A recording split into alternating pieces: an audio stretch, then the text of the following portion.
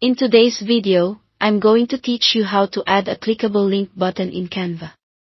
Whether you're making a resume, a portfolio, a presentation, or a simple graphic with a call to action, adding a clickable link is quick and makes your design more useful.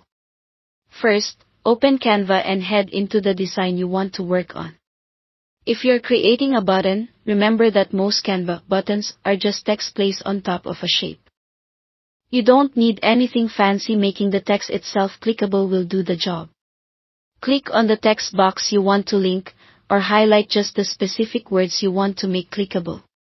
Using clear anchor text helps your audience understand where they'll go, so phrases like visit our website or download the guide are great choices. Look for the floating toolbar that appears above or near your text. You'll see a chain link icon for links. If it isn't immediately visible, click the More option, represented by 3 dots, and you'll find the link icon there. This is where the magic happens. Type or paste the URL you want to use into the link field. Make sure the address is complete and accurate. Include the HTTP or HTTPS at the beginning so it works correctly.